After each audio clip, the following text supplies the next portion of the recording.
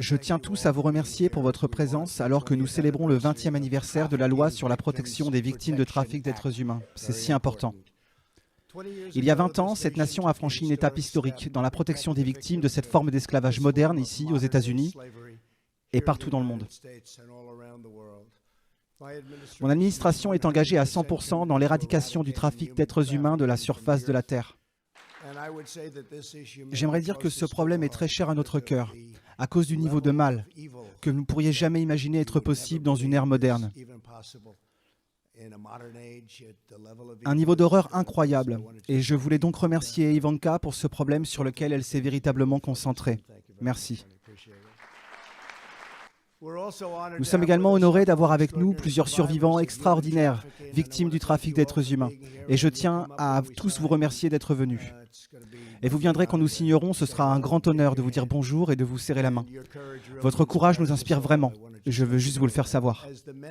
Comme les hommes et les femmes ici présents le savent, le trafic d'êtres humains est un problème partout. C'est un problème mondial. Le trafic d'êtres humains est pire que jamais. Et c'est à cause d'Internet. J'ai entendu Bill Barr et j'ai entendu d'autres personnes dire qu'Internet a causé beaucoup de bonnes choses, mais aussi de très mauvaises choses. Et c'est probablement la pire des mauvaises choses. C'est une chose inimaginable. On estime à 25 millions le nombre de personnes dans le monde aujourd'hui détenues en captivité, manipulées et maltraitées par des trafiquants d'êtres humains. Rien qu'en 2018, le National Human Trafficking Hotline a identifié plus de 23 000 victimes de trafic d'êtres humains aux États-Unis. 65% de ces victimes étaient des femmes. Plus d'un cinquième étaient des enfants. Les trafiquants d'êtres humains s'attaquent à nos citoyens et aux personnes les plus vulnérables. Ils sont vicieux, ils sont violents. Mon administration combat ces monstres, les persécute et les poursuit, et les enferme pendant très, très longtemps. Nous avons eu un excellent bilan, le meilleur bilan depuis longtemps. Nous démantelons les organisations criminelles qui rendent possible le trafic d'êtres humains à grande échelle. Au cours de mon premier mois à la Maison-Blanche, j'ai demandé aux agences fédérales de sortir et de faire ce qu'ils ont à faire. Tous les ministères fédéraux font ce qu'ils doivent faire pour identifier et détruire ces groupes. Et nous en détruisons beaucoup. Malheureusement, ils reviennent très rapidement sous une forme différente. En 2018, le ministère de la Justice a fermé le plus gros site de trafic sexuel en ligne. Le département de la justice a poursuivi un nombre de crimes violents qui maintenant est un nombre record. Au cours des 3 dernières années, l'ICE a arrêté plus de 5000 trafiquants d'êtres humains. Et je veux remercier l'ICE car ils ont été incroyables. Ce sont des gens formidables. Des gens formidables. Ils sont solides, courageux et ils aiment notre pays. À l'étranger, nous avons également vu des progrès historiques, en travaillant avec nous et en partageant nos renseignements avec eux.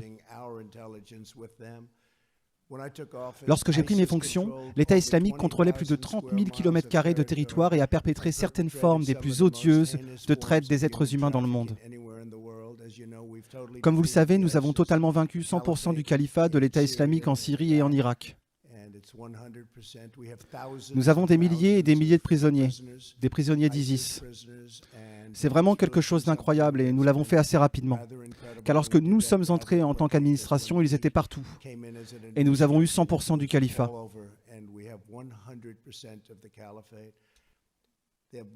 Ils sont assoiffés de sang, ils sont horribles. Le fondateur et leader al-Baghdadi, qui tentait de reconstruire l'État islamique, est maintenant décédé. Nous l'avons eu et c'était important.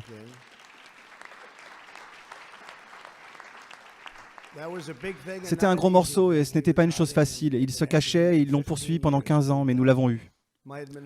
Mon administration exerce une pression sans précédent sur les trafiquants au pays et à l'étranger.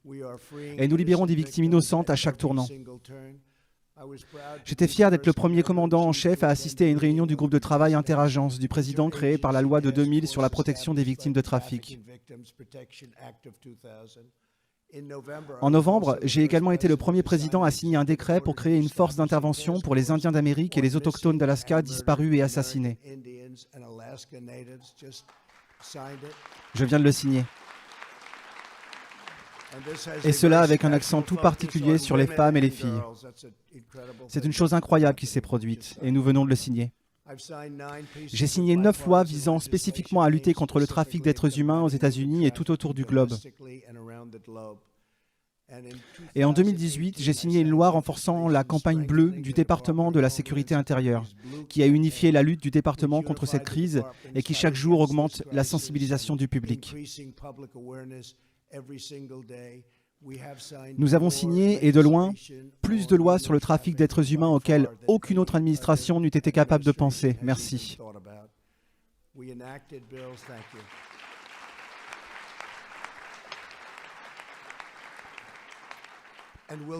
Et nous ferons ce qui est nécessaire. Nous ferons exactement ce qui est nécessaire. Il n'y a rien de plus horrible que ça.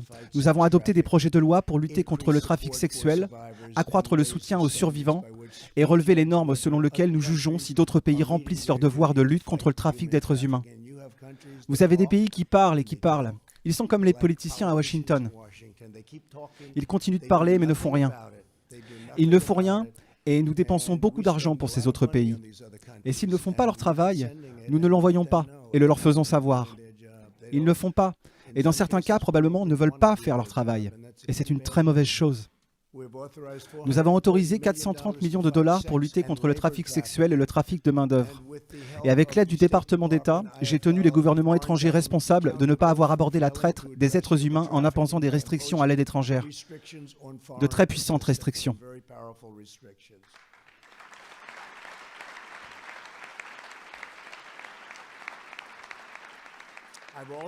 J'ai également accordé la priorité à l'augmentation du financement des efforts de lutte contre la traite dans mon budget de 2021, en allouant 70 millions de dollars à l'amélioration des poursuites et au ministère de la Justice. Nous dépensons 123 millions de dollars pour soutenir les efforts des États et des collectivités locales.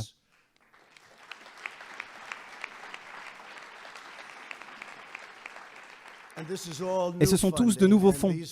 Et ces fonds profiteront directement à ceux qui sont sur la ligne de front et qui sont chargés de faire tomber les auteurs de ces terribles crimes. Et vous pouvez lire tout ce que vous voulez. Vous pouvez dire tout ce que vous voulez. Mais personne n'a fait plus que ce que nous avons fait contre le trafic d'êtres humains.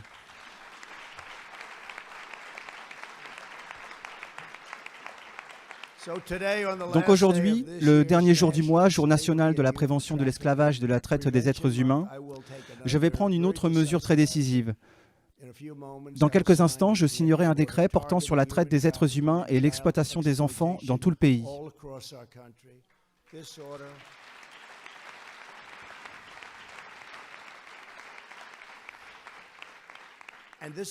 C'est un décret très important. Il s'appuiera sur un travail qui est le travail incroyable que tant de personnes dans cette salle ont fait.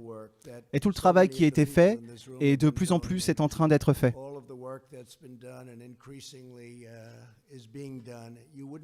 Vous n'imaginez pas le niveau d'enthousiasme des personnes travaillant sur ce problème. J'ai de nombreux problèmes économiques, nous avons tous des problèmes différents. Mais je n'ai jamais vu un tel niveau d'enthousiasme pour ce problème qu'est le trafic d'êtres humains.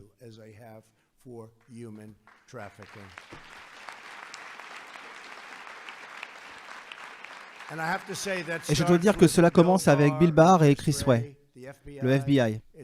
Cela commence avec toutes les personnes chargées de l'application des lois. C'est tellement important. Et c'est quelque chose que les gens apprécient vraiment. Alors ils collectent et coordonnent. Ils partagent des informations vitales sur l'application des lois et le renseignement avec d'autres endroits dans le monde entier. Et très, très important, nous avons eu un impact énorme. Le problème est que c'est tellement massif, c'est tellement de monde et tellement de pays. Nous avons eu un impact énorme. Il sera affiché en ligne avec une liste complète des ressources gouvernementales. Toutes les choses que nous faisons et où aller pour savoir ce qui se passe. Cette ordonnance élargit les programmes d'éducation à la prévention, promeut les possibilités de logement pour les survivants et donne la priorité à la suppression du matériel d'abus sexuels et de pédopornographie sur Internet.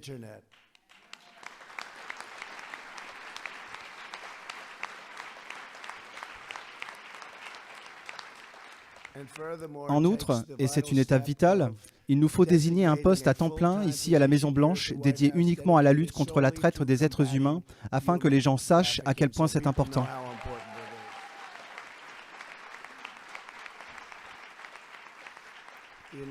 Le gouvernement des États-Unis continue de travailler avec le Royaume-Uni, l'Australie, le Canada et la Nouvelle-Zélande en consultation avec l'industrie sur un principe volontaire établi.